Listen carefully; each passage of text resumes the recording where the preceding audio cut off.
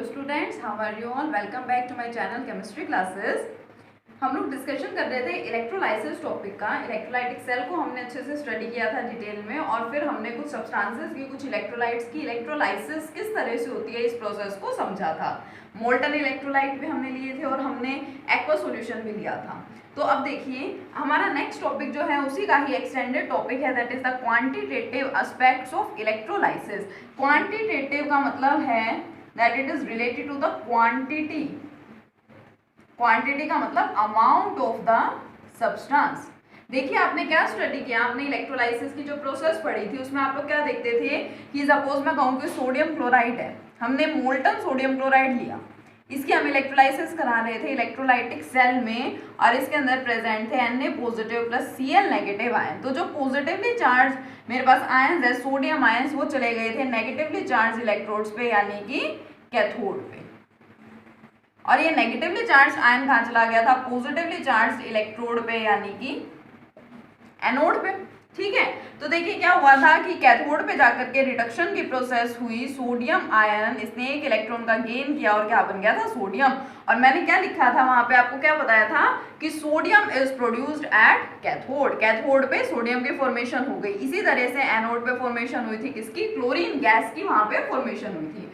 तो ये तो थी इलेक्ट्रोलाइसिस की बात। इसके क्वांटिटेटिव एस्पेक्ट में हम स्टडी करते हैं कि ठीक है सोडियम की फॉर्मेशन कैथोड पे हो गई है, क्लोरीन की फॉर्मेशन एनोड पे हो गई है, बट हाउ मच अमाउंट, कितने अमाउंट में इनकी फॉर्मेशन हुई है, इस अमाउंट को फाइंड आउट करना, दिस अमाउंट और क्वांटिटी, इसको फाइंड करने की जो प्रोसेस है उसे हम क्या बोल रहे हैं, क्वांटिटेटिव एस्पेक्ट्स ऑफ इलेक्ट्रोलाइसिस। ठीक है, ये पता लगाना अगर हमारे पास इस टाइप से किसी एटम की फॉर्मेशन हुई है तो उस एटम का मास कितना है या वेट कितना है। ठीक है, गैस की फॉर्मेशन हुई है तो गैस की वॉल्यूम कितनी है, या जनरली हम क्या बोल देते हैं कि नंबर ऑफ मोल्स हमें फाइंड करना है। इन सभी को फाइंड करने को क्या बोल दिया जाता है, क्वांटिटेटिव एस्पेक्ट्स ऑफ इलेक्ट्रोलाइसिस। ठीक है, और जो क्वांटिटेटिव एस्पेक्ट्स ऑफ इलेक्ट्रोलाइसिस है, सबसे पहले जो साइंटिस्ट थे माइकल फैराडे, उन्होंने क्या किया था, उन्होंने दो लॉज दिए थे हमें which are known as the Faraday's laws of electrolysis. Electrolysis concept में उन्होंने लॉ दिए थे जिनको हम क्या बोलते हैं, फैराडेज लॉज। ठीक है, दो लॉ उन्होंने दिए थे। सबसे पहले चलिए डिस्कस कर लेते हैं Faraday's first law of electrolysis. Faraday's first law of electrolysis की, इलेक्ट्रोलाइसिस की प्रोसेस में माइकल फैराडे ने जो लॉ दिए थे उसमें दो लॉ इंक्लूडेड हैं। उनका फर्स्ट लॉ क्या था, तो Faraday's first law of electrolysis, इस लॉ में देखिए क्या था, आप सबको अच्छे से पता है कि ये इलेक्ट्रोड्स लगा रखी हैं। ठीक है, बैटरी से इनको क्या कर रखा है, कनेक्ट कर रखा है। यहाँ पे हमारा इलेक्ट्रोलाइट है। अब सब्सटेंसेस की यहाँ पे फॉर्मेशन हुई है, लेकिन देखिए सब्सटेंस की फॉर्मेशन तो हुई है, बट हमने यहाँ पे बैटरी के थ्रू क्या किया, करंट पास करवाया यहाँ पे। और कितना करंट हमने पास करवाया, कितने टाइम के लिए हमने पास करवाया, उसको क्या बोला जाता है, क्यू यानी चार्ज। तो इन्होंने अपने फर्स्ट लॉ में क्या बोला कि the amount of the substance produced on the electrode, amount of substance produced on the electrode is directly proportional to the charge applied in the circuit। उन्होंने ये बोला अपने फर्स्ट लॉ में कि amount of substance produced at the electrode, किसी भी electrode पे जो सब्सटेंस प्रोड्यूस होगा उसका amount will be directly proportional to the charge applied in the circuit. इस सर्किट में, इस बैटरी के थ्रू हमने जितना चार्ज यहाँ पे प्रोवाइड किया है उसके वो डायरेक्टली प्रोपोर्शनल होगा। And mathematically it can be written as W means amount of the substance produced directly proportional to the Q। Q means क्या है, चार्ज है। और आप सबको पता है जब हम इस साइन को हटाते हैं तो वहां पे क्या आ जाता है, प्रोपोर्शनैलिटी कांस्टेंट आता है। तो यहाँ पे जो प्रोपोर्शनैलिटी कांस्टेंट लिया गया that is Z। This Z is known as the electrochemical equivalent. इस Z का नाम क्या दे दिया गया, इलेक्ट्रोकेमिकल इक्विवेलेंट। और अगर देखिए अमाउंट ऑफ सब्सटेंस तो मुझे मिल ही जाएगा। ठीक है, Q का मतलब क्या है, जितना चार्ज मैं वहां पे प्रोवाइड कर रही हूँ Z। अगर मुझे बोला जाए यहाँ से मुझे Z की वैल्यू फाइंड आउट करनी है तो मैं क्या कर सकती हूँ, Z will be equal to W upon Q। और यहाँ हम एक और कंडीशन को लेट करके चलते हैं। हम क्या लेट करते हैं यहाँ पे, if Q is equal to 1 coulomb. मान लीजिए मैंने यहाँ पे 1 कूलम चार्ज क्या करवाया है, फ्लो करवाया है, पास करवाया है, then Z will be equal to W। तो इस तरह से आप क्या करते हैं, आप इलेक्ट्रोकेमिकल इक्विवेलेंट को डिफाइन भी कर सकते हैं। किस तरह से कि electrochemical equivalent is equal to the amount of the substance produced on the या at the electrode if 1 coulomb of charges applied through the circuit. Circuit में से हम क्या कर रहे हैं, जब हम 1 कूलम चार्ज प्रोवाइड करेंगे, यहाँ पे वैल्यू Q की जगह क्या रखेंगे, 1 पुट करेंगे, तो Z will comes out to be equal to W, means electrochemical equivalent जो है वो amount of the substance produce के क्या हो जाएगा, इक्वल हो जाएगा। ठीक है, ये उनका फर्स्ट लॉ था। अब फर्स्ट लॉ से रिलेटेड हम क्या करते हैं, हम न्यूमेरिकल्स को भी स्टडी करते हैं। तो न्यूमेरिकल को स्टडी करने के लिए सबसे पहले एक और मेन पॉइंट को समझना बहुत जरूरी है, जो हम लास्ट वीडियोस में, लास्ट लेक्चर्स में देख चुके हैं, उसी से रिलेटेड है। ठीक है, बस एक बार थोड़ा अच्छे से देख लीजिएगा, आपको इजीली समझ में आ जाएगा। देखिए, हमने ये पढ़ा अभी रिसेंटली कि सोडियम ने क्या किया, इलेक्ट्रॉन गेन किया और फॉर्मेशन किसकी होगी, सोडियम की। कैथोड पे सोडियम का प्रोडक्शन हो गया, प्रोड्यूस हो गई। अब मैं यहाँ से क्या कह रही हूँ, इसको देख करके मैं ये बोल सकती हूँ कि यहाँ पे देखिए 1 इलेक्ट्रॉन है। अगर 1 इलेक्ट्रॉन का यहाँ पे गेन हुआ है तो 1 एटम की क्या हुई है, फॉर्मेशन हुई है। या मैं ये भी बोलती हूँ कि इसके आगे कुछ नहीं लिखा, यानी ये क्या है, ये 1 मोल है। कहीं पे मैंने लिख दिया 2H2, तो उसको मैं क्या बोलती हूँ, 2 मोल्स ऑफ हाइड्रोजन, यानी स्टार्टिंग में इनके जो कोफिशिएंट्स है वो क्या होते हैं, वो मोल होते हैं। तो इस इक्वेशन को देख के मैं क्या बोल सकती हूँ कि 1 मोल ऑफ इलेक्ट्रॉन्स। ठीक है, ये जब मैं यहाँ पे प्रोवाइड कर रही हूँ तो इनसे मुझे क्या मिल रहा है, from 1 mole of electrons I am getting 1 mole of sodium। 1 mole of electron से मुझे क्या मिल रहा है, 1 मोल ऑफ सोडियम की मुझे फॉर्मेशन।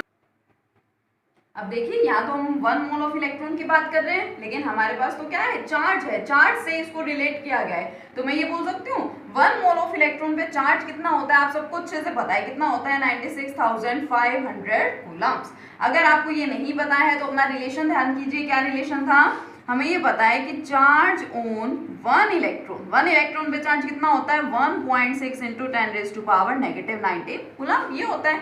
और अगर मैं बात करूं 1 मोल की, charge on 1 mole of electrons, तो 1 मोल में कितने इलेक्ट्रॉन्स होते हैं, एवोगाड्रोस नंबर 6.023 इंटू 10⁻23। ठीक है, सबने पढ़ रखा है, ये 11th में पढ़ रखे हैं हमने, छोटे छोटे रिलेशंस, इससे मल्टीप्लाई कर देंगे तो जो वैल्यू है इसको अप्रोक्सीमेटली कितने इक्वल ले लिया गया था, 96,500 कूलम्स के। तो 96,500 coulombs equal to 1 mole of sodium. Sodium का मास कितना होता है, 23 ग्राम होता है, तो मैं इसको क्या लिख दूं, 23 लिख दूं।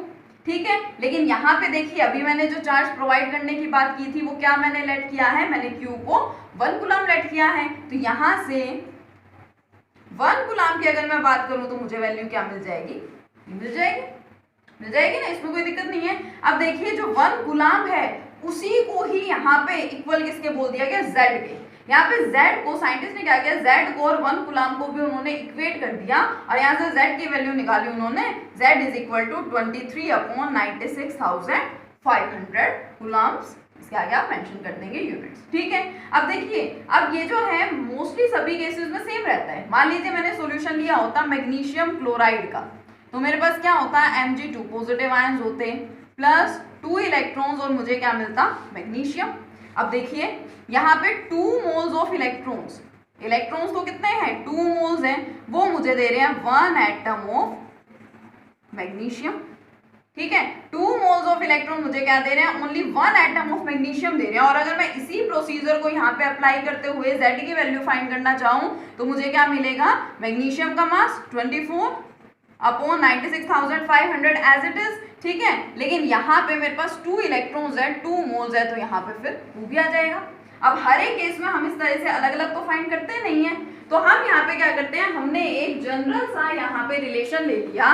देखिए नंबर ऑफ इलेक्ट्रॉन्स यहाँ पे ऐड अप होते जाते हैं, 2, 3, 4, 5 जितने भी हैं, तो जनरली हम सभी के लिए क्या मेंशन कर देते हैं, Z is equal to mass. ऊपर तो क्या आएगा, मास आएगा, एटम का या मोलिक्यूल का जो भी है, मास ऑफ एटम और मोलिक्यूल अपॉन 96,500 इनटू मैं यहाँ पे लिख रही हूँ NF। NF का मतलब क्या होता है, n फैक्टर। n फैक्टर का मतलब आप लोग पहले ही पढ़ चुके हैं, वैलेंसी, कि कोई भी एटम है वो कितने इलेक्ट्रॉन्स का उसको लॉस कर रहा है या गेन कर रहा है, उसको बोला जाता है n फैक्टर। और अगर चार्जेस के टर्म्स में बोले तो जितना चार्ज वहां पे प्रेजेंट होता है वो क्या होता है, n फैक्टर होता है। तो यहाँ से मुझे z का फॉर्मूला मिल गया, z is equal to mass of the atom और molecule upon 96,500 into n factor. ठीक है, ये मुझे क्या मिला, यहाँ से z का फॉर्मूला मिला। अब देखिए जो मेरा रिलेशन था फैराडेज फर्स्ट लॉ का, वो रिलेशन क्या था, W is equal to ZQ। तो मैं इस z की वैल्यू को क्या कर सकती हूँ, यहाँ पे पुट भी कर सकती हूँ। तो W will comes out to be equal to,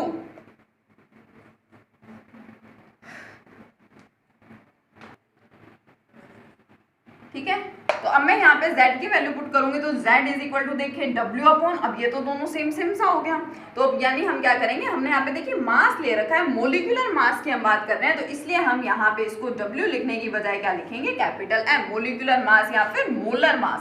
तो capital M upon 96,500 into n factor यानी कि वैलेंसी हो गया, और ऊपर क्या है Q, Q का मतलब क्या होता है I इंटू T। और देखिए सॉल्यूशन चैप्टर आप लोग पहले ही पढ़ चुके हैं, सॉल्यूशन चैप्टर में हमने पढ़ रखा है molecular mass upon valency. Molecular mass upon valency किसके इक्वल होता है, इक्विवेलेंट मास के।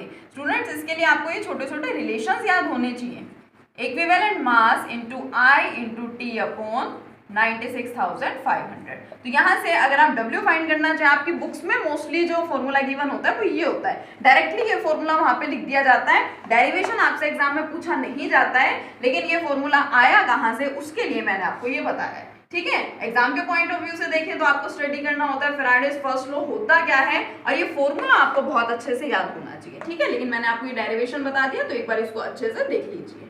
ओके।